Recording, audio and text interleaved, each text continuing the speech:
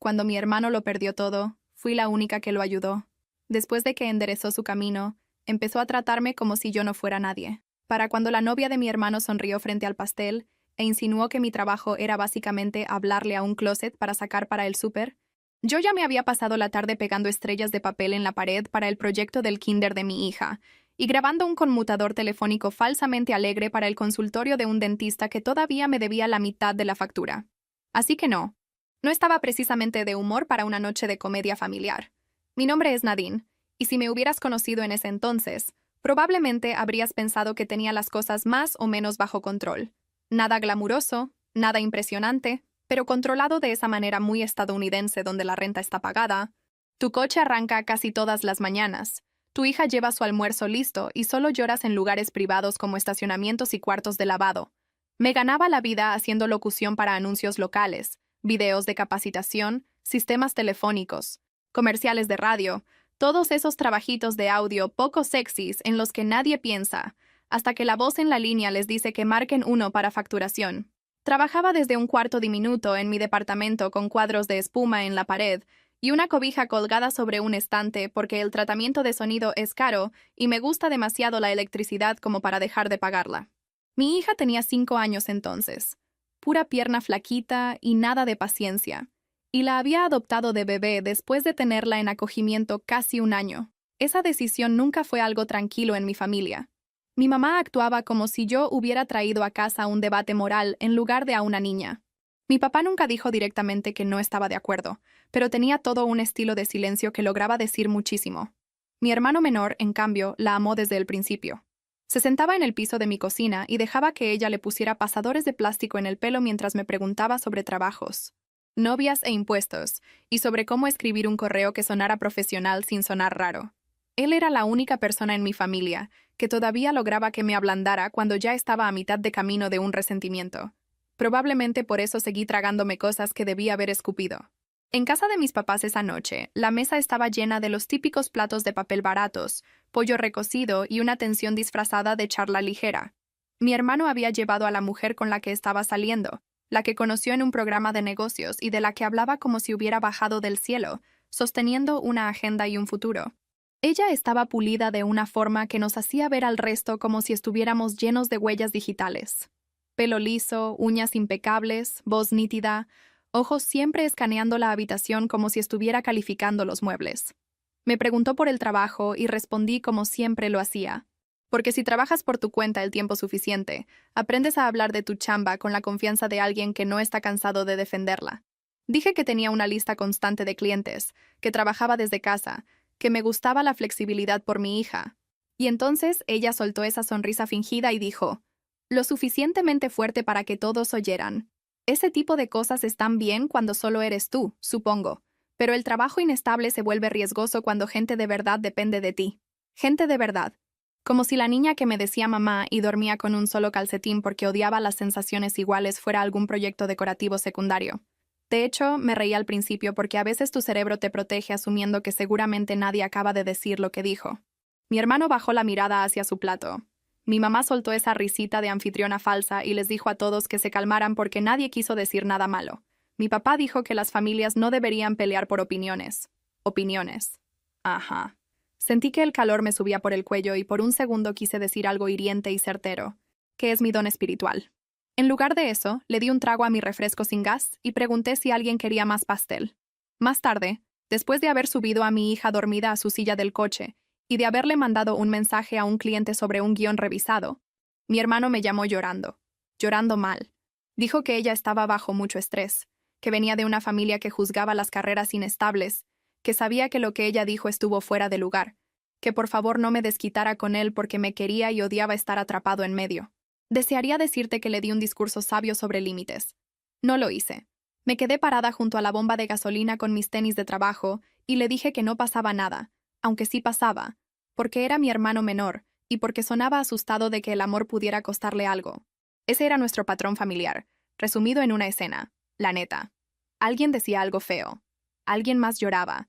Y de repente la persona más grosera de la habitación terminaba necesitando más consuelo. Las cosas empeoraron de formas aburridas y creíbles, que es como funciona la mayoría del daño familiar. No hubo música dramática de villano. Solo un goteo constante de comentarios que me dejaban empapada y furiosa. Durante el siguiente año más o menos, mientras salían y publicaban sus hitos pulidos en una red social y llevaban botanas caras a las fiestas que absolutamente no podían costear, ella seguía buscando formas de recordarme que en su mente yo era temporal. No una mala persona exactamente, solo una historia de advertencia en pants. En una carne asada en el patio de mis papás, mientras mi hija perseguía burbujas con un zapato perdido. Ella me preguntó frente a todos cuándo planeaba darle estabilidad de verdad. Le dije que ya tenía estabilidad de verdad. Tenía una casa, seguro médico a través del programa estatal que luché a capa y espada por mantener actualizado, cuentos antes de dormir, rutina, inscripción escolar hecha a tiempo, y una madre que conocía cada una de sus pesadillas por tema. Ella la dio la cabeza y dijo que a los niños les va mejor con estructura, con lo cual se refería a un hombre. Nunca lo decía claro al principio. Le gustaba su crueldad con encaje. Mi hermano se quedó mirando su bebida y murmuró algo sobre que la gente tiene caminos diferentes. Mi mamá se metió para preguntar si alguien quería más elote. Esa era otra especialidad familiar, por cierto. Incendio emocional seguido de guarniciones. Se casaron cuando todavía estaban en esa edad en la que la gente piensa que las batas combinadas de las damas de honor son una personalidad. La ceremonia fue más grande que su presupuesto y más larga que la paciencia de mi hija. Ella tenía 6 años y se estaba esforzando mucho, lo que hacía que fuera peor verla. Derramó jugo en la recepción. No fue toda una charola, no fue un escándalo, solo una taza que se ladeó porque alguien había atorado su silla demasiado cerca de la pata de una mesa. Mi cuñada miró la mancha en el mantel como si mi hija hubiera grafiteado un insulto en la pared, y murmuró que a algunos niños no les enseñaban cómo comportarse en eventos formales. La oí. Ella sabía que la oí. Mi hermano también la oyó, e hizo lo que siempre hacía cuando la verdad lo incomodaba. Se hizo el muy ocupado. Seguí adelante porque la vida no se detiene por humillaciones emocionales. Grabé una serie de módulos de capacitación para un proveedor de ferretería. Conseguí una campaña de turismo local. Peleé con mi casero por una ventilación rota. A mi hija se le cayó un diente de adelante y decidió que esto significaba que ahora se veía más como un tiburón, lo cual consideraba un halago. Mi hermano seguía llamando en privado para pedir consejos sobre dinero, entrevistas de trabajo, y si él y su esposa estaban listos para comprar un coche mejor. Todavía quería mi opinión cuando necesitaba poner los pies en la tierra, solo que no quería que lo vieran dándome la razón en público. Luego tuvieron lo que llamaron su temporada audaz, que es el tipo de frase que la gente usa justo antes de hacer algo caro y estúpido. A los 2 años de casados, anunciaron que iban a dejar sus trabajos para abrir un negocio de artículos para eventos. Nada enorme, solo una empresa local rentando piezas de decoración. Fondos para fiestas, muebles plegables, todas esas cosas pulidas que la gente quiere para baby showers, lanzamientos de marcas y cenas de cumpleaños que no pueden costear, pero que quieren que salgan en las fotos de todos modos. Mi hermano me llamó tarde una noche y me preguntó qué pensaba de verdad. Le dije si quería la respuesta amorosa o la útil. Dijo que ambas. Así que se lo dije. Le dije que los costos de inicio se los iban a comer más rápido de lo que esperaban, que las reservaciones inconsistentes podrían hundirlos antes de que tuvieran tiempo de generar clientes frecuentes. Le dije que la renta del almacén, el transporte, los daños, el seguro, todo eso suma incluso cuando el negocio va decente, y ellos no tenían el colchón que estaban aparentando. Se quedó callado. Luego me dio las gracias. Luego, 2 días después, su esposa me dijo en casa de mis papás que la gente creativa suele entrar en pánico con las decisiones de negocios prácticas, porque no están acostumbrados al mundo real. Le pregunté si se refería al mundo real donde la gente paga tarde las facturas, o al mundo real donde los adultos insultan a la persona a la que le están pidiendo consejo gratis. Me dio esa sonrisa otra vez, la que me daba ganas de aventarle un bolillo a la frente. Mi mamá sisió mi nombre como si yo fuera la vergonzosa. Mi hermano me mandó un mensaje después diciendo que debería intentar entender lo estresada que estaba ella. Imagínate que te digan que entiendas el estrés de alguien que no deja de pisarte el cuello y lo llama preocupación. Siguieron adelante de todos modos. Depósito de seguridad en un local comercial. Inventario usado. Financiamiento mediante ahorros. Tarjetas de crédito. Optimismo y mentiras que se decían frente al espejo. Me ofrecía conectarlos con un par de contactos de producción pequeños que conocía por mi trabajo de locución, porque los equipos de marketing se cruzan con la gente de eventos más de lo que uno pensaría. Ella dijo que tenían su propia red. Un mes después, mi hermano me llamó desde el estacionamiento afuera de su local y admitió que estaba aterrado. Dijo que los contratos prometidos por amigos de la universidad no se habían convertido en trabajos firmados. Dijo que tenían 2 reservaciones pequeñas y un calendario muy vacío. Le dije que el miedo no era un presagio, solo era miedo. También le dije que el miedo más la deuda más el orgullo es una mezcla asquerosa. Se rió de esa forma quebrada y dijo que ella todavía creía por completo. Se suponía que eso debía consolarlo. A mí principalmente me dio escalofríos. El negocio duró 5 meses, que fue más de lo que esperaba y menos de lo que necesitaban. Al principio seguían actuando como si tuvieran éxito. Mi hermano publicaba fotitos cuidadas de inventario apilado, tableros de inspiración, puertas de camionetas abiertas al amanecer, pies de fotos sobre construir sueños y confiar en el proceso. En la vida real, estaban aceptando cualquier trabajo que llegara, incluso los pequeños que apenas cubrían la gasolina. Un baby shower en un salón de iglesia. Una comida de jubilación con 2 soportes de globos y sillas rentadas. La inauguración de una boutique donde el dueño les pagó tarde y se quejó de todos modos. Mi hermano me llamaba en su camino a casa sonando alegre de una manera que me cansaba solo de escucharlo. No era felicidad. Era pánico con traje. Para el 3er mes, las costuras empezaron a notarse. Su principal cliente potencial para la temporada se echó para atrás por ajustes de presupuesto, que es lenguaje de negocios para encontramos a alguien más barato o cambiamos de opinión. El dueño del local comercial empezó a mandar advertencias por rentas vencidas. Usaron tarjetas de crédito para cubrir reparaciones de inventario. Luego usaron otra tarjeta para cubrir las primeras. Pidieron prestado a amigos con esa confianza desesperada que la gente usa cuando tiene demasiada vergüenza para admitir que están pidiendo prestado, no puenteando un flujo de caja. Vendieron el coche más bonito. Listaron regalos de boda en Internet. Dejaron de ir a los eventos familiares, lo cual, honestamente, fue la primera temporada de fiestas que recuerdo haber disfrutado la ensalada de papa. Entonces, una tarde, mi mamá me llamó y me preguntó si sabía algo de mi hermano porque no contestaba. Dije que no. Dijo que su esposa sonaba rara en un mensaje de texto. Se me revolvió el estómago de todos modos, porque cuando el caos familiar ha estado cocinándose a fuego lento por años, empiezas a reconocer el olor antes de que algo hierva. Apareció en mi departamento la tarde siguiente, solo. Abrí la puerta esperando una visita cualquiera, y en su lugar me encontré a mi hermano parado ahí como si alguien le hubiera sacado todo el aire. La misma chaqueta que usaba para las entrevistas de trabajo, la barba crecida, los ojos rojos, los labios resecos. Preguntó si podía pasar. Mi hija estaba en la sala construyendo una cueva con cobijas, e inmediatamente gritó su nombre como si todavía fuera el tío divertido de antes de que la vida se pusiera fea. Él la abrazó tan fuerte que me puso nerviosa. Nos sentamos en mi mesita de la cocina mientras el ventilador barato de la ventana traqueteaba como si nos estuviera juzgando. Él no dejaba de frotarse las palmas en los pantalones. Finalmente, dijo que los estaban desalojando de su departamento. 4 meses de retraso. El negocio estaba muerto. Habían regresado a sus trabajos anteriores, pero las deudas ya se estaban tragando sus cheques.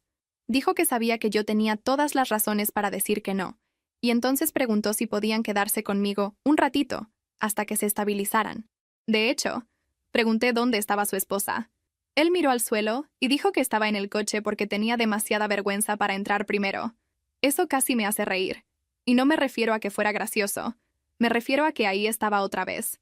El teatrito raro de mi familia, donde los sentimientos de todos los demás llegaban primero, y los míos tenían que esperar educadamente en el pasillo.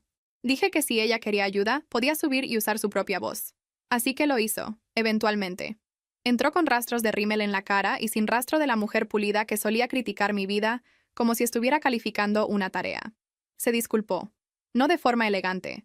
No perfecta, pero lo suficientemente directa como para que yo creyera que al menos entendía lo mal que se habían puesto las cosas.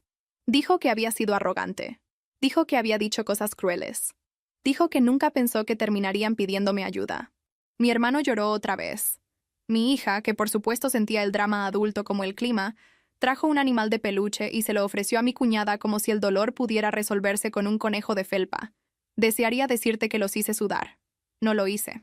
Miré mi departamento, el segundo cuarto que usaba para grabar y de vez en cuando para guardar cosas, la pila de materiales de manualidades junto al sofá, los zapatitos de mi hija junto a la puerta, y dije que sí. Temporal, dije. Ambos aceptaron tan rápido que fue casi violento. La gratitud brotó de ellos en un torrente vertiginoso. Prometieron que nunca lo olvidarían. Dijeron que los estaba salvando. Mi hermano me tomó la mano y dijo que yo era la única que realmente había estado ahí, Incluso entonces, una vocecita fea en mí pensó, ok, pero ¿te acordarás de eso cuando estés cómodo otra vez? Odiaba que esa voz existiera. También odiaba que tuviera razón tan seguido. Vivir con la familia solo funciona cuando todos son humildes o ricos, y nosotros no éramos ninguna de las dos. Pasé mi equipo de grabación a una esquina de mi recámara y les di el segundo cuarto. Eso significó que mi jornada laboral se convirtió en un baile raro de susurros durante las siestas, esperar a que hubiera silencio, pedirle a la gente que no azotara las puertas y grabar guiones alegres sobre atención al cliente, mientras me resentía por el hecho de que 3 adultos compartían ahora un baño y la mayor parte de la carga emocional seguía siendo mía. De alguna manera, ambos tenían trabajo otra vez. Cada centavo que ganaban, según ellos, se iba a la deuda y a ponerse al corriente con las cuentas que habían dejado sangrando. Esa parte sí la creía. Lo que no disfrutaba era lo rápido que la gratitud empezó a generar opiniones. Al principio fueron cositas. Mi cuñada reorganizó mi cocina para que fluyera mejor. Traducción. Movió mis sartenes, especias, recipientes de comida y filtros de café a lugares que solo tenían sentido para ella. Compró etiquetas de descuento y las pegó en mis gabinetes sin preguntar. Comentaba a qué hora cenaba mi hija. Sugirió una hora de dormir más estricta. Preguntó si el tiempo frente a la pantalla antes de la escuela era tal vez la razón por la que se distraía en clase. Toma en cuenta que a mi niña le iba bien, no perfecta, porque era una niña y no un recluta militar. Pero bien. Era como si mi cuñada no pudiera soportar ser dependiente a menos que pudiera seguir creando una jerarquía en algún lado, y el blanco más fácil era mi hogar. Mi hermano evitaba los conflictos principalmente estando fuera. Turnos extra. Trayectos más largos. Mandados misteriosos. Llegaba a casa oliendo a comida rápida y a vergüenza. Le daba un beso en la cabeza a mi hija. Me daba las gracias demasiado rápido y desaparecía en el cuarto de huéspedes. A veces, tarde en la noche, se sentaba en mi cocina mientras yo editaba audio y admitía que se sentía como un fracasado. Esos eran los momentos en los que volvía a sonar como él mismo, el hermano que solía preguntarme cómo arreglar su currículum y si una chava que le corregía la gramática en las citas era una señal de alerta. Decía que su esposa se estaba esforzando al máximo. Decía que ella estaba lidiando con la humillación de necesitar ayuda. Yo le dije que necesitar ayuda no vuelve cruel a alguien. No discutió. Solo se quedó mirando la mesa. El dinero se puso más apretado para mí también. Claro. Yo cubría las compras más grandes del súper porque era más fácil y porque ellos siempre parecían estar a un cheque de distancia del desastre. Cancelé un pequeño viaje de fin de semana que había planeado con mi hija a una cabaña en un lago a 2 horas de distancia, porque me parecía obsceno gastar en descanso, cuando 3 adultos estaban comiendo de un mismo refrigerador y mi cuenta de luz había saltado porque todos cargaban dispositivos y tenían ventiladores prendidos. No los resentía cada segundo. Esa es la cosa. Si lo hubiera hecho, tal vez me habría protegido mejor. Había mañanas en las que mi cuñada le preparaba el almuerzo a mi hija porque yo tenía una fecha de entrega. Había noches en las que mi hermano se encargaba del baño y de los cuentos antes de dormir, mientras yo regrababa un proyecto por un cambio de guión de último minuto.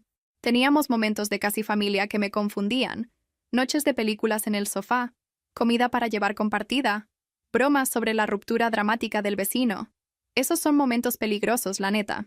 Te hacen pensar que la historia se está ablandando cuando en realidad solo está tomando una siesta. Una noche durante la cena, mi cuñada dijo, con una voz extrañamente ligera, que una vez que se recuperaran, obviamente volverían al tipo de nivel de vida para el que estaban destinados. Destinados. Casi me ahogo con la pasta. Mi hija preguntó qué significaba nivel. Dije que significaba que su tía estaba cansada y diciendo tonterías. Mi cuñada sonrió, pero no amablemente. Mi hermano se quedó mirando su plato otra vez. Si sueno amargada por lo del plato, es porque un hombre adulto solo puede investigar el puré de papas un número limitado de veces antes de que empiece a aparecer un defecto de personalidad. Pasaron meses así, incómodos, ruidosos, caros. Entonces, una noche, después de que mi hija por fin se durmió y el departamento quedó benditamente en silencio, excepto por mi ventilador de escritorio barato, haciendo clic como huesos sueltos, mi hermano se sentó frente a mí en la mesa y dijo que ya no podía seguir en su viejo trabajo. Pagaban muy poco. El gerente lo trataba como si fuera desechable, y cada mañana sentía náuseas de manejar hacia allá. Dijo que sabía que no tenía derecho a pedir más ayuda, pero que si conocía a alguien, a quien fuera, algún cliente, algún contacto, cualquier cosa mejor. Dije que tal vez. De hecho, sí conocía a alguien. Uno de mis clientes regulares dirigía una empresa regional de ropa y a veces necesitaba ayuda administrativa de nivel inicial porque su negocio crecía más rápido que sus sistemas. Él confiaba en mí porque yo siempre entregaba a tiempo, corregía errores sin drama y nunca pretendía que el caos fuera una estrategia. Le dije a mi hermano que podía pedir una entrevista, nada más. Se veía tan aliviado que casi lo odié un poco por hacerme sentir responsable otra vez. Mi cuñada lloró cuando él se lo contó. Esta vez no fue llanto de humillación, fue llanto de esperanza, que de alguna manera se sintió diferente. Me dio las gracias como si finalmente hubiera reconocido que yo era útil en un lenguaje que ella respetaba. Dijo que tal vez este era el punto de inflexión. Mi hermano me abrazó y dijo que nunca lo olvidaría. Ahí estaba otra vez. Nunca lo olvidaría. La frase debió haber venido con garantía. Llamé a mi cliente a la mañana siguiente desde mi coche estacionado afuera de la escuela de mi hija porque no quería que nadie me oyera hacer una petición que sonara a favor. Lo mantuve simple. Dije que mi hermano era confiable, organizado, desesperado por salir de un mal trabajo y capaz si alguien le daba una oportunidad. No dije que tenía el talento de dejar que las mujeres me insultaran mientras fingía que estaba atrapado por las circunstancias. Mi cliente se rió y dijo que confiaba en mi criterio más que en la mayoría de los currículums de todos modos. Aceptó entrevistarlo para un puesto de operaciones de nivel inicial. Cuando se lo conté a mi hermano, parecía que alguien había abierto una ventana en una habitación en llamas. La entrevista fue 3 días después. Me pidió prestada una de mis carpetas más bonitas porque no era dueño de nada que no oliera todavía ligeramente a pánico. Consiguió el trabajo al final de la semana. Puesto inicial, sueldo modesto, posibilidad de crecimiento. Nada glamuroso pero real, estable. Su esposa me abrazó tan fuerte que me tronó el hombro.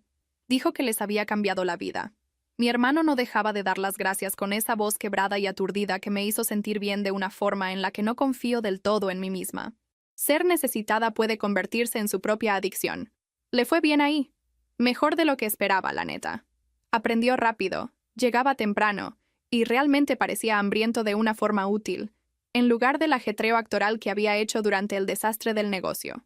Durante los siguientes meses, mejoró en el trabajo y se sintió más cómodo con el dueño. Luego le dieron un aumento. Luego, un mejor puesto. No cosas de ejecutivo del siglo, solo el tipo de progreso constante que puede salvar un hogar si la gente deja de intentar impresionar a jueces imaginarios. Finalmente se mudaron a un departamento pequeño al otro lado de la ciudad. Ayudé a cargar cajas porque, por supuesto, lo hice. Mi hija lloró porque se había acostumbrado a que su tío estuviera ahí todo el tiempo. Mi cuñada caminaba por el lugar nuevo, hablando de nuevos comienzos y energía más saludable, y de qué tan rápido se habían recuperado una vez que tuvieron la oportunidad correcta. Noté la forma en que lo dijo, pero lo dejé pasar. Otra vez. No mencionó quién creó esa oportunidad. Mi hermano tampoco.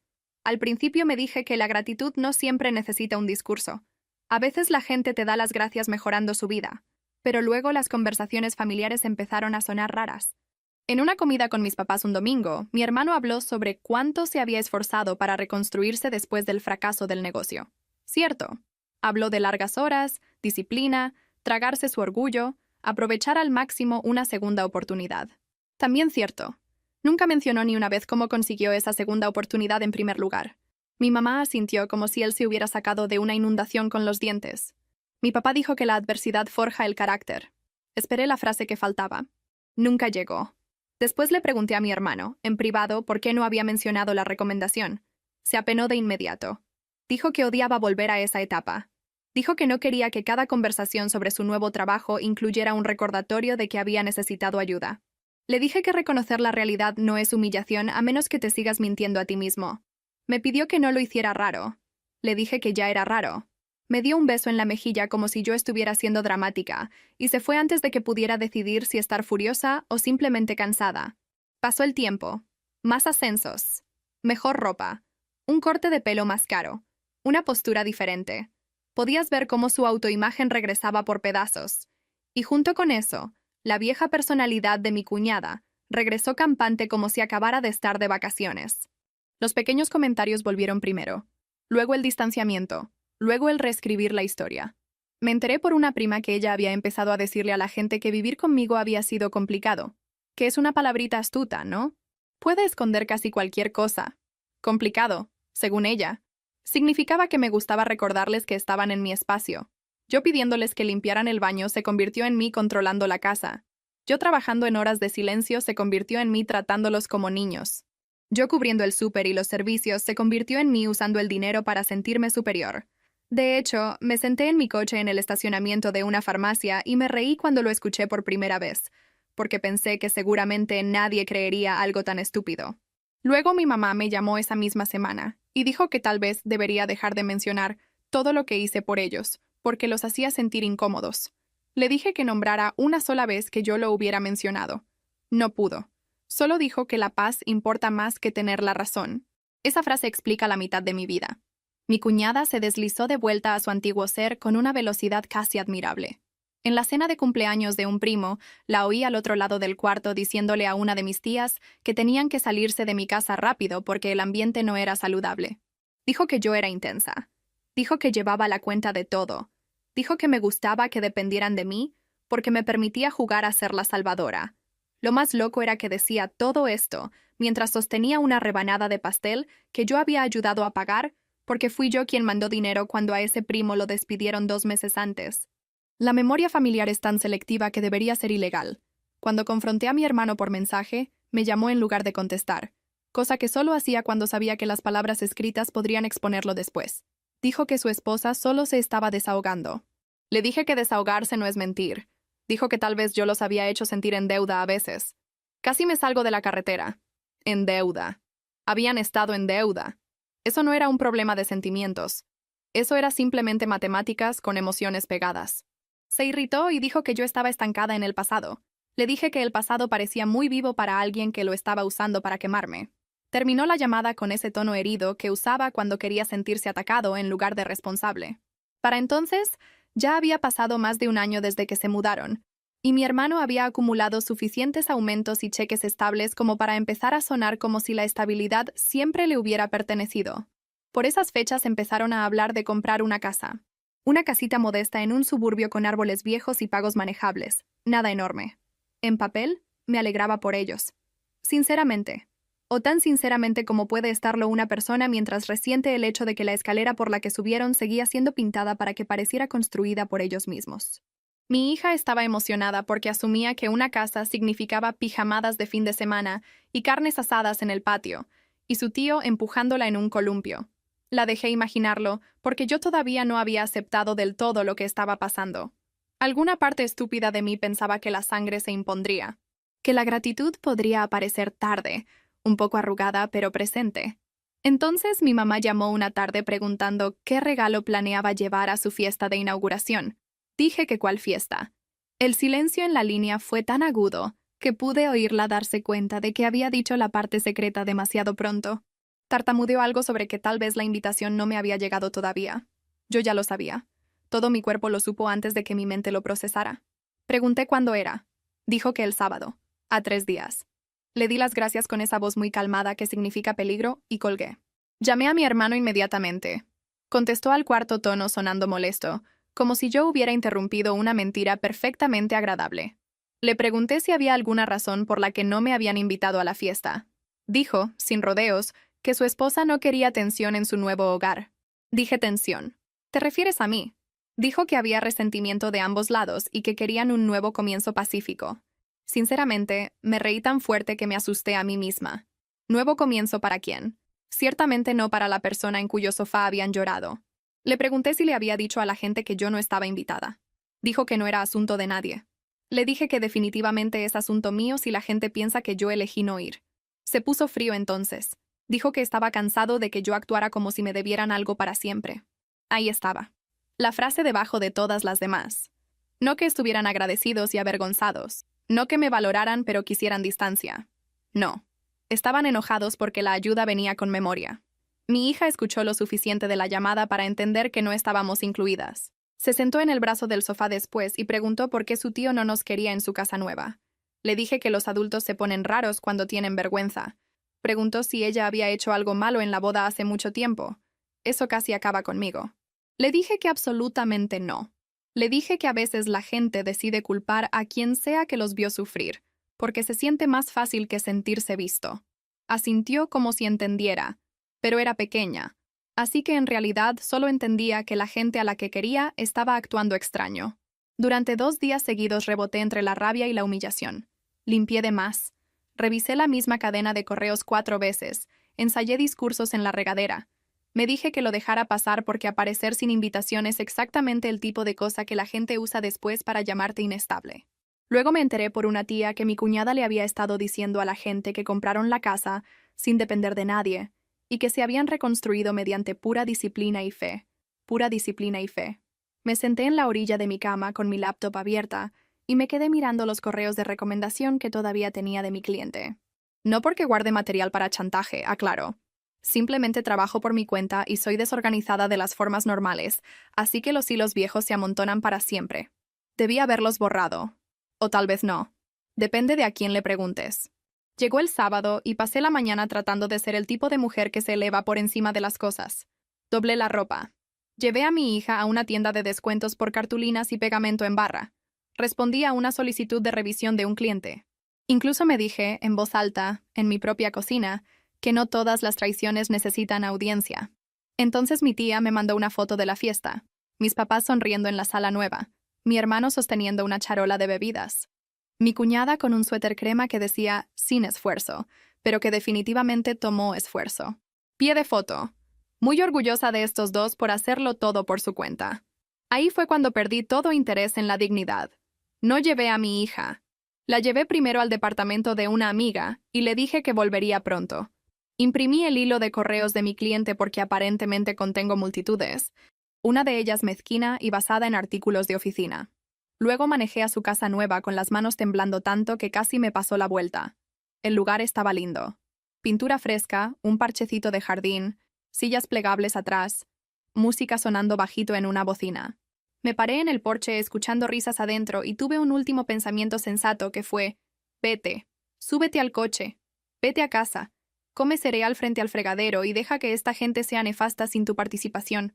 Pero entonces mi mamá abrió la puerta porque alguien más llegaba detrás de mí, y su cara cuando me vio me lo dijo todo. No se veía sorprendida de que yo estuviera herida. Se veía incomodada de que el dolor se hubiera presentado en forma visible. La habitación se quedó en silencio de esa horrible manera social, donde nadie deja de moverse exactamente. Pero todo el movimiento se vuelve falso. Mi cuñada cruzó el cuarto tan rápido que habría sido impresionante si me cayera bien. Siseo que este no era el momento. Una de mis tías, que ya llevaba 2 tragos encima y era benditamente metiche, preguntó por qué demonios no me habían invitado si estaba aquí con un regalo. Dije que porque no me invitaron. Lo suficientemente fuerte. Lo suficientemente claro. El ambiente cambió. Mi hermano se acercó con la expresión de un hombre que piensa que la realidad debió haberse quedado en la cajuela. Me dijo que podíamos hablar afuera. Dije que no, que ya hemos tenido suficientes conversaciones privadas que terminan en mentiras públicas. Mi mamá empezó a decir mi nombre como una sirena de advertencia. No grité. Esa es la parte molesta. Estaba más calmada de lo que todos esperaban, lo que le dio a mis palabras más peso que si hubiera estado sollozando. Dije que no venía a arruinar su inauguración. Vine porque estaba cansada de oír una versión falsa de mi propia vida repetida por gente que había dormido bajo mi techo, comido comida que yo pagué y construido su recuperación sobre una ayuda que ahora trataban como contaminación. Mi cuñada intentó interrumpir y decir que yo estaba haciendo que todo se tratara de mí. Le pregunté si quería que fuera línea por línea. Entonces lo hice. Dije que cuando su negocio falló, vinieron a mí al borde del desalojo. Dije que vivieron en mi departamento durante meses mientras yo pasaba mi trabajo a mi recámara y cargaba con las cuentas extra. Dije que escuché sus llantos, su pánico, sus promesas. Dije que cuando mi hermano no aguantaba su trabajo y pidió otra oportunidad, puse en riesgo mi propia reputación profesional y le conseguí una entrevista con un cliente que confiaba en mí. Luego levanté los correos impresos y dije que si alguien necesitaba documentación porque la memoria se puso repentinamente de moda, ahí la tenía. La habitación soltó ese asfixiante suspiro colectivo que hace la gente cuando un secreto se vuelve físico. Mi hermano se veía enfermo. Mi cuñada se puso blanca primero, luego roja. Dijo que el crecimiento de él en la empresa era mérito suyo. Dije que claro que lo era. Y que cruzar una puerta sigue importando cuando no la abriste tú mismo. Uno de mis primos preguntó si esto era cierto. Mi hermano, después de lo que pareció un siglo, dijo que sí. Pero siempre hay un pero cuando la gente quiere diluir la responsabilidad. Empezó a decir que había trabajado duro. Y yo dije que nadie estaba negando eso. Estaba negando la mentira de que lo habían hecho todos solos mientras me pintaban como controladora por no fingir que la amnesia es madurez. Mi mamá estalló entonces. No contra ellos. Contra mí. Dijo que esto era cruel y humillante. Pregunté si la humillación solo contaba cuando pasaba en casas bonitas. Mi papá me dijo que me fuera. Mi tía murmuró que tal vez debieron haberme invitado desde el principio. Otro pariente dijo que mi hermano debió haber reconocido la ayuda con gracia en lugar de convertirlo en un escándalo. Se transformó en una de esas discusiones familiares, donde 10 personas hablan y nadie escucha, y todos siguen eligiendo la versión de la verdad que protege a su persona favorita. Mi cuñada empezó a llorar fuerte, un llanto desastroso, y corrió por el pasillo. Mi hermano la siguió sin mirarme. Esa fue la parte que caló más hondo. Extrañamente. No los insultos. No la exclusión. Solo el verlo elegir físicamente la versión de ella otra vez. Frente a todos. Mientras mis palabras seguían flotando en la habitación como humo. Me fui antes de que alguien pudiera redefinirme en tiempo real. Me subí a mi coche, cerré la puerta, y temblé tanto que no pude encender el motor durante 1 minuto completo. Las repercusiones empezaron antes de que llegara a casa. Mi teléfono se iluminó en los semáforos rojos, en los estacionamientos, mientras estaba formada recogiendo a mi hija, mientras me sentaba en la orilla de su cama después fingiendo que no estaba disociando durante los cuentos sobre animales del bosque, con límites más saludables que mis parientes. Algunos mensajes decían que fui valiente, otros decían que fui mezquina. Mi mamá mandó 3 mensajes seguidos sobre cómo había elegido el espectáculo por sobre la paz, lo cual es mucho decir viniendo de una mujer que trataba la paz como un cojín decorativo, que solo le importaba cuando había visitas. Mi papá mandó exactamente una línea. Humillaste a tu hermano en su propia casa. Nota cómo nadie dijo nunca que mi hermano se humilló solo al mentir. Fascinante ese huequito legal. Mi hermano me mandó un mensaje a la mañana siguiente. No fue una llamada, ni de chiste. Solo un mensaje largo sobre la traición. Sobre cómo nunca esperó que yo usara la ayuda como arma.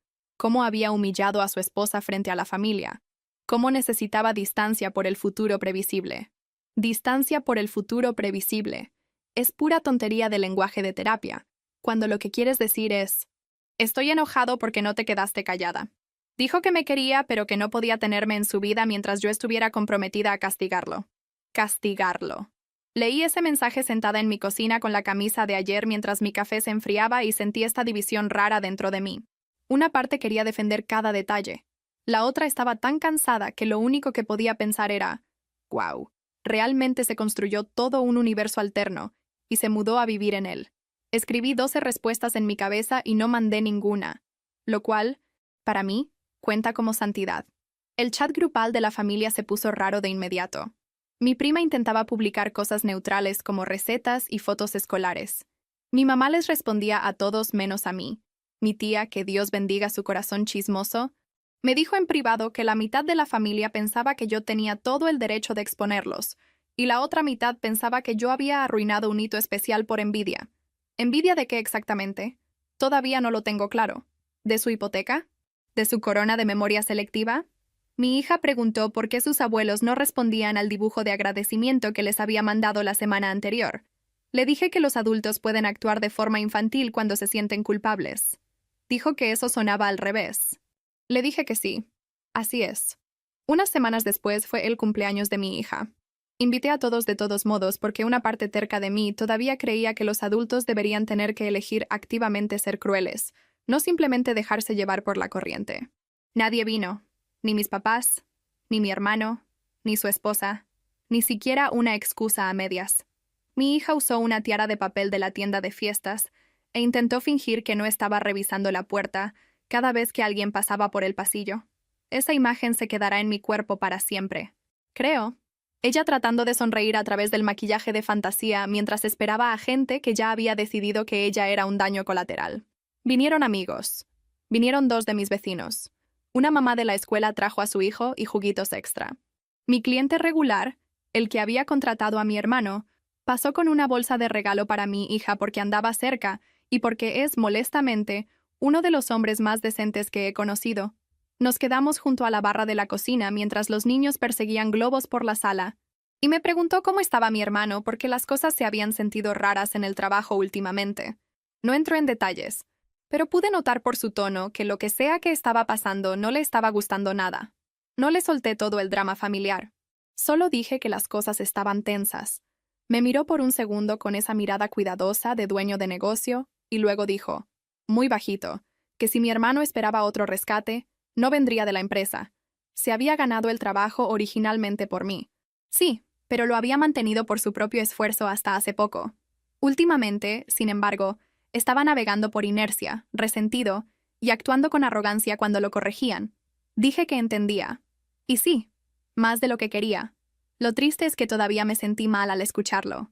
Porque no importa qué tan enojada estuviera, una parte de mi cerebro todavía oía, está en problemas, y lo traducía como, ve a ayudarlo. No lo hice. Pero el reflejo estaba ahí. Eso me hizo sentir casi tan patética como el chat grupal de la familia. 3 semanas después de la fiesta de cumpleaños, mi hermano perdió su trabajo. No lo supe por él primero, por supuesto. Lo supe por mi mamá, que llamó con ese tono agitado que usaba cuando quería sonar preocupada, pero en realidad estaba preparando un acta de acusación. Dijo que la empresa lo había dejado ir y que su esposa estaba devastada y que este era un momento terrible para la familia y que esperaba que yo estuviera feliz. Feliz. Le pregunté si de verdad creía que yo tenía el poder de hacer que un hombre adulto ignorara repetidas advertencias en el trabajo. Dijo que la influencia viene en muchas formas. Esa era su respuesta cada vez que no tenía hechos, solo un humor y un blanco. Llamé a mi cliente después de eso, principalmente porque necesitaba escuchar la cronología de alguien que no estuviera narrando a través del martirio. Fue amable al respecto. Dijo que le había dado a mi hermano más de una oportunidad, pero que las cosas habían estado decayendo por un tiempo, y la decisión no había sido repentina. No me soltó todos los detalles, pero pude leer entre líneas. Dijo que lamentaba cómo me afectaría a mí personalmente, pero que la decisión ya se había retrasado demasiado. Le agradecí por ser honesto. Luego me senté en mi coche afuera de una tienda de mascotas por 10 minutos mirando un comedero para pájaros en oferta, como si tuviera respuestas. Esa noche mi hermano apareció en mi departamento sin avisar. Tocó la puerta tan fuerte que asustó a mi hija. Le dije que fuera a su cuarto y le subiera a su película. Luego abrí la puerta y ahí estaba él, con la cara roja, respirando como si hubiera subido las escaleras impulsado enteramente por la autocompasión. No saludó. No preguntó si tenía un minuto. Entró como una tromba y me acusó de poner a su jefe en su contra. Dijo que desde la inauguración de la casa las cosas habían cambiado. Dijo que yo probablemente había contado historias, hecho comentarios, puesto a la gente en su contra. Dijo que yo siempre necesitaba ser la víctima. Lo dejé hablar más de lo que merecía porque tenía curiosidad de qué tan lejos llevaría la fantasía. Resulta que muy lejos. Cuando finalmente hice una pausa, le hice una pregunta. ¿Viniste al cumpleaños de tu sobrina? Parpadeó como si yo hubiera cambiado de idioma. Pregunté otra vez. ¿Viniste? ¿Llamaste? ¿Mandaste un mensaje? ¿Mandaste una tarjeta? Algo. Empezó a decir que eso era diferente. Dije que no. En realidad no lo era. Era exactamente el mismo patrón. Él quería gracia, apoyo, familia y rescate bajo demanda, mientras no daba nada a cambio a menos que no le costara nada socialmente. Dijo que yo era cruel. Dije que él era un consentido. Dijo que yo disfrutaba verlo sufrir. Me reí en su cara, lo cual no fue mi mejor momento, pero tampoco el peor. Dije que si disfrutara eso, nunca lo habría ayudado la primera vez. Cambió de táctica entonces, que es otro hábito familiar que me sé de memoria. Cuando el enojo deja de funcionar, pivota hacia la culpa. Dijo que yo sabía lo difícil que habían sido las cosas. Dijo que su esposa estaba bajo un estrés insoportable. Dijo que perder el trabajo podría costarles la casa si las cosas se salían de control. Luego, y esta fue la parte que finalmente curó algo en mí, dijo que yo podía arreglar esto si quería, que podía llamar a mi cliente y suavizar las cosas. Solo hablar con él. Solo explicarle. Solo conseguirle otra oportunidad. Como si yo fuera una llave que él pudiera abrir cada vez que su vida se secara. Le dije que no. No un no dramático. No un no gritado. Solo el tipo de no plano y adulto que no deja espacio para malentendidos. Dije que no iba a arriesgar mi credibilidad otra vez por alguien que borraba mi ayuda cuando le convenía y me culpaba cuando llegaban las consecuencias. Dije que si hubiera gastado la mitad de la energía asumiendo sus decisiones que la que gastaba reescribiéndolas, tal vez no estaría parado en mi sala rogándole a la persona que afirmaba que lo había arruinado. Me miró como si le hubiera dado una cachetada. Tal vez lo hice, emocionalmente hablando. Luego me llamó egoísta. Casi admiré el descaro. Siguió insistiendo. Esa es la cosa con la gente que ha sido rescatada más de una vez. Empiezan a tratar el acceso como un derecho.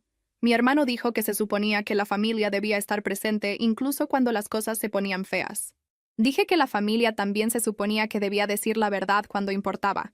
Dijo que yo lo estaba castigando por orgullo. Dije que no, que me estaba saliendo de un ciclo donde su orgullo siempre se convertía en mi emergencia. Luego hizo lo que debía haber esperado desde el principio. Sacó a relucir la infancia. Dijo que yo siempre pensé que era mejor que todos, porque era la responsable. Dijo que me gustaba tener historias donde él era el desastre y yo era la salvadora. Escuchar eso de él se sintió como tragar vidrios rotos, porque si a alguien le habían asignado un papel en nuestra familia, era a él como el protegido y a mí como la que podía aguantar más. Yo no elegí eso. Sobreviví a eso. Le dije que cuando éramos niños, él recibía zapatos nuevos, mientras yo usaba uniformes remendados. Rodó los ojos como si yo estuviera sacando datos antiguos sin importancia. Le dije que ese es exactamente el punto. Nunca fue antiguo para mí porque el patrón nunca se detuvo. A él lo defendían, lo explicaban, lo suavizaban. A mí me elogiaban por ser fuerte cada vez que alguien necesitaba una excusa para no estar ahí para mí. Mi mamá me llamaba independiente cuando lo que quería decir era convenientemente descuidada. Mi papá decía que yo era madura cuando lo que quería decir era más fácil de decepcionar. Me dijo que estaba siendo dramática porque me había ido bien en la vida. Como si hacer algo de la nada cancelara el hecho de que todo lo que te dieron fue nada. En ese punto, mi hija asomó al pasillo porque los niños siempre aparecen en el momento exacto equivocado, como pequeños venados emocionales. Nos miró a los dos y preguntó si él estaba gritando. Él cambió la cara al instante. Suavizó la voz. Dijo que no, cielo. Los adultos solo estábamos platicando. Algo dentro de mí se volvió sólido entonces, porque él podía modular por ella.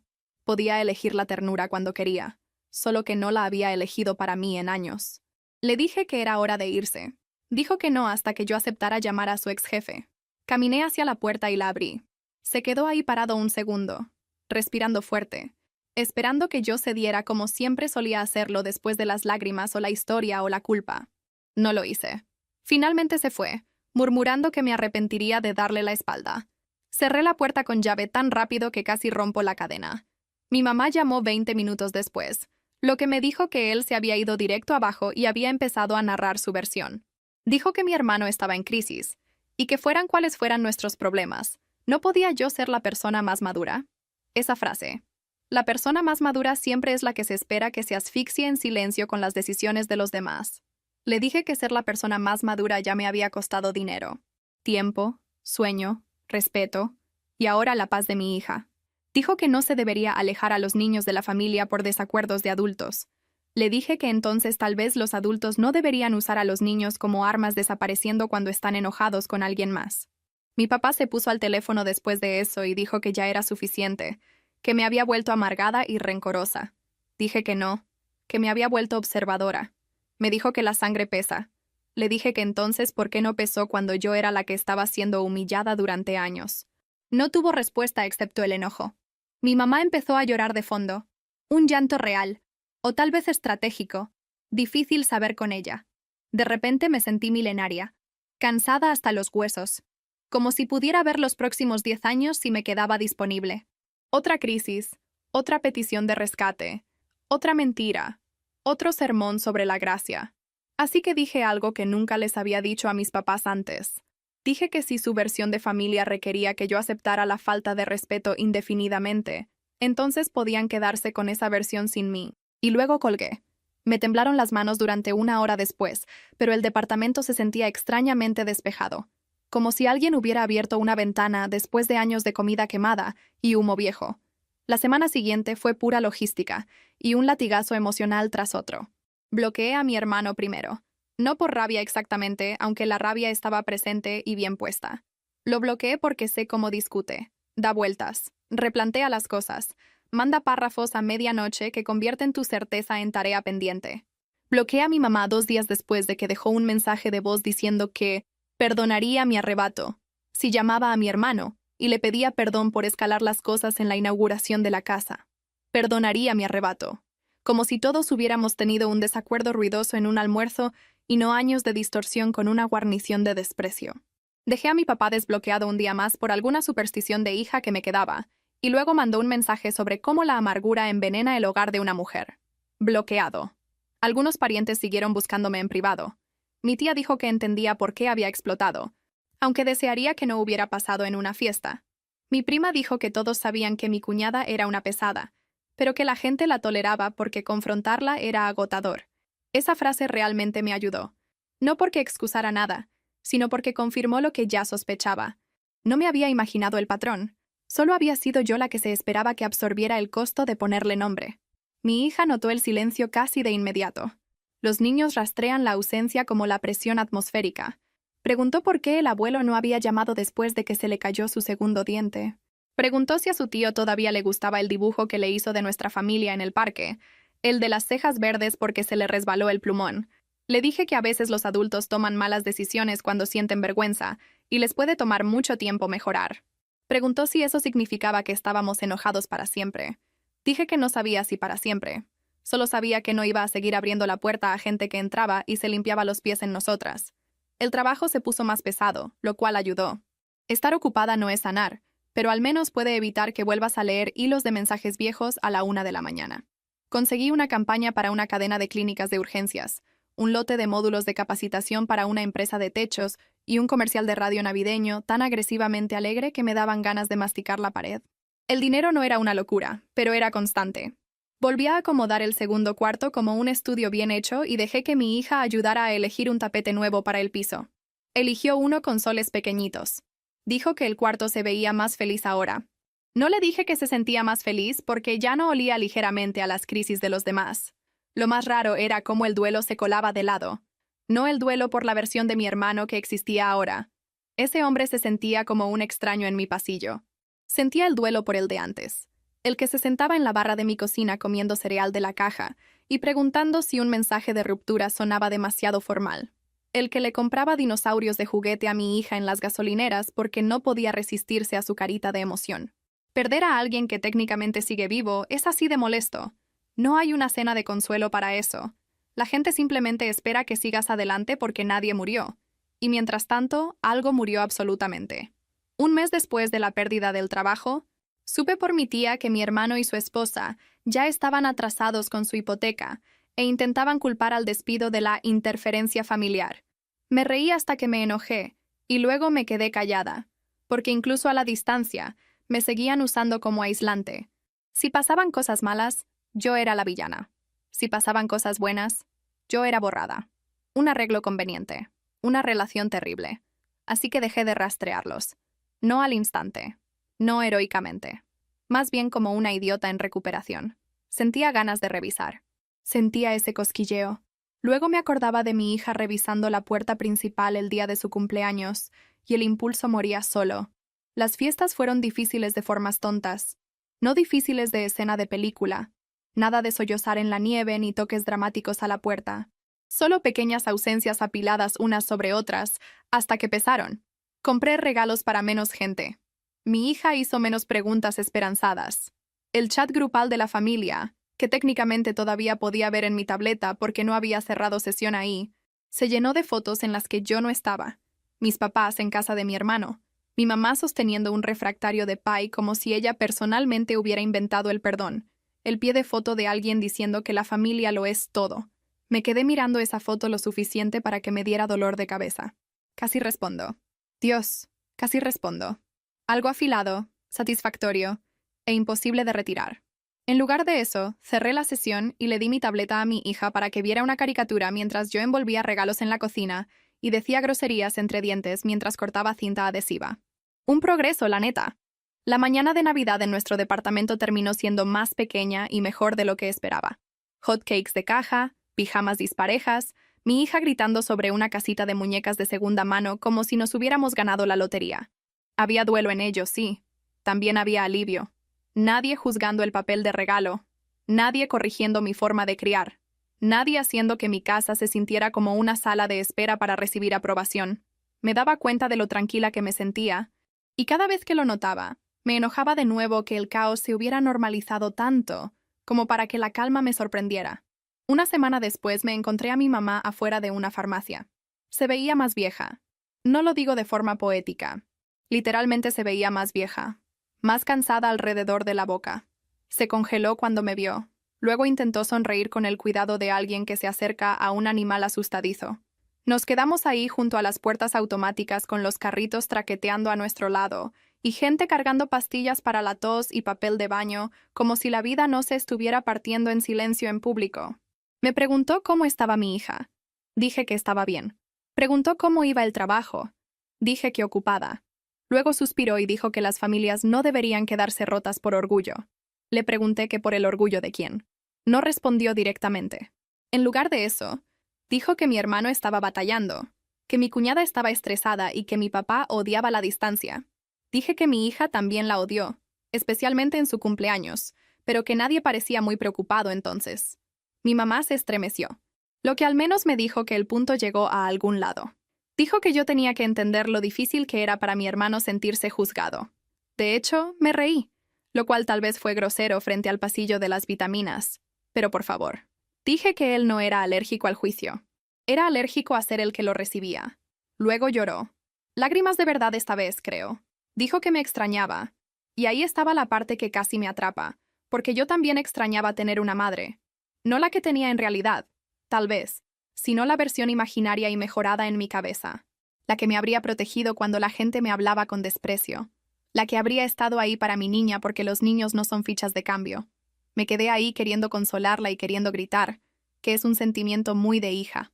Le dije que extrañarme no era lo mismo que reparar lo que ella ayudó a dañar. Me preguntó qué quería de ella. Ahí fue cuando supe que nada había cambiado. Porque si ella no lo sabía para entonces, después de todo, entonces cualquier respuesta que yo le diera solo se convertiría en otro aro por el que yo tendría que saltar. Así que dije que quería espacio. Un espacio constante. No una reunión dramática, ni una cena navideña forzada, ni un discurso sobre la unidad. Solo distancia lo suficientemente larga para que yo dejara de ponerme a la defensiva cada vez que mi teléfono se iluminaba. Asintió como si le hubieran entregado algo cruel. Tal vez para ella así fue. Luego dijo que me quería. Dije que está bien. No porque no le creyera en absoluto, sino porque el amor sin protección había dejado de significar mucho para mí. Manejé a casa temblando de todos modos. La primavera llegó sin permiso como siempre lo hace, toda llena de polen repentino y formularios escolares y la sensación de que la vida ha seguido adelante mientras tú sigues discutiendo con viejos fantasmas. Mi hija se puso más alta. Yo me volví mejor diciendo que no sin anexar un ensayo. Eso solo probablemente me ahorró varios años de problemas de piel por estrés. Entonces mi tía llamó y dijo que mi hermano quería mandar algo de dinero de cumpleaños para mi hija, con meses de retraso, a través de ella. No para verla, no para disculparse, solo dinero, como si estuviera pagando una multa de estacionamiento y esperando que el empleado sellara el archivo. Dije que no. Mi tía, que genuinamente tenía buena intención, dijo que tal vez era su forma torpe de intentarlo. Dije que intentarlo se vería como rendición de cuentas, no como un sobre con billetes doblados y sin explicación. Se quedó callada, y luego, porque me conoce, admitió que probablemente yo tenía razón. Esa noche pensé en él más tiempo del que quería. Pensé en lo fácil que habría sido decirme a mí misma que el dinero significaba algo bueno, progreso, remordimiento, ablandamiento. Pero conozco a mi hermano. El dinero le habría permitido sentirse generoso sin decir nunca las palabras que importaban. Te excluí. Mentí sobre ti. Dejé que mi esposa te faltara al respeto. Dejé que mi sobrina pagara por un enojo que no era de ella. Sin esas palabras, el efectivo era solo otro atajo para evitar la incomodidad. Así que le dije que no al dinero y que sí a mi propia paz, y desearía poder decir que se sintió noble. Principalmente se sintió triste. Mi hija preguntó por qué estábamos donando algunos juguetes viejos ese fin de semana, y le dije que porque las casas funcionan mejor cuando no están retacadas de cosas que nadie usa. A la mitad de la frase me di cuenta de que no estaba hablando solo de los juguetes. Para principios del verano, el silencio se había vuelto una rutina en lugar de una emergencia. Eso era nuevo. Dejé de revisar las actualizaciones familiares compartidas a través de otras personas. Dejé de ensayar futuras confrontaciones en la regadera. Mi hija dejó de preguntar si su tío vendría algún día tal vez. Los niños son resilientes, que es otra frase bonita que la gente usa para ocultar cuántas veces los niños tienen que adaptarse a los fracasos de los adultos. Seguía dibujando a nuestra familia en los proyectos escolares, pero ahora éramos principalmente yo, Ella y ocasionalmente el perro del vecino si había andado por ahí esa semana. El trabajo mejoró también, no mágicamente, no de la noche a la mañana, sino de forma constante. Subí mis tarifas con 2 clientes de mucho tiempo y nadie se murió. Rehice mi demo de voz. Compré un mejor micrófono después de meses de convencerme de no hacerlo. Una noche, después de terminar una tanda de narración corporativa que me daba ganas de aventarme al tráfico, me paré en la puerta de mi pequeño estudio y me sentí orgullosa de una forma limpia como no me había sentido en mucho tiempo. No porque alguien lo aprobara, no porque hubiera ganado algún concurso moral, solo porque esta vida, la que la gente seguía llamando inestable, se había mantenido. Se mantuvo a través de las facturas, a través de ser madre soltera, a través del trabajo freelance, a través del desastre familiar, a través del colapso de otros, a través de mi propia estupidez al pensar que el amor automáticamente volvía decente a la gente. No me volví más suave con lo que pasó. Me volví más clara. Eso es diferente. Lo suficientemente clara para saber que si alguien solo valora tu ayuda cuando es privada y le resiente cuando es verdad, no quieren una relación, quieren acceso. Al final del verano, recibí un último mensaje de un número desconocido mientras esperaba en la fila para recoger a mi hija de la escuela. Era mi hermano, corto, sin drama. Dijo que sabía que lo tenía bloqueado. Dijo que estaba usando un teléfono prestado porque quería decir que sentía como se salieron las cosas de control y que tal vez algún día podríamos empezar de cero. ¿Cómo se salieron las cosas de control? Me quedé mirando esa frase mientras las camionetas avanzaban lento y alguien detrás de mí tocó el claxon porque no me había movido lo suficientemente rápido. Pude haber respondido. Pude haber preguntado qué quería decir exactamente. Pude haberle sacado una confesión una cucharadita a la vez. Hace años lo habría hecho. Habría tomado esa migaja y habría horneado toda una fantasía con ella. Pero sentada ahí con cartulinas en el asiento del pasajero y la mochila de mi hija esperando ser lanzada atrás, me di cuenta de que no quería otra conversación construida a base de medias responsabilidades y vaguedades convenientes. Así que le escribí una línea. Le dije que empezar de cero solo funciona cuando la gente es honesta sobre dónde terminó. Luego bloqueé ese número también. Tal vez eso suene duro. Tal vez lo fue. Ya no me importa realmente. Algunos finales no son dramáticos. No vienen con discursos de juzgado, ni revelaciones familiares, ni un aplauso lento y satisfactorio del universo. A veces es solo una mujer en una fila de carros, decidiendo que ya terminó de cargar la versión de los hechos de todos los demás encima de su propio súper. Sus fechas de entrega, su crianza y sus nervios. A veces es darte cuenta de que el amor puede ser real y aún así no ser suficiente para mantener a alguien cerca. A veces lo más limpio que puedes hacer es dejar de ofrecerte como el puente que la gente usa mientras se queja de la vista. Recogí a mi hija un minuto después. Se subió al coche hablando a 1000 por hora sobre el drama del recreo y sobre una mascota de la clase que olía raro y sobre si podíamos desayunar en la cena. Le dije que sí, absolutamente. Desayunar en la cena sonaba perfecto. Luego nos manejé a casa, a nuestro ruidoso departamento, al estudio con el tapete de soles, a la vida que la gente que ni siquiera podía sostener sus propias historias sin mi ayuda seguía llamando inestable. Y por una vez, en lugar de repasar lo que debía haber dicho o hecho o perdonado, simplemente la escuché hablar y tomé la siguiente vuelta cuando llegó.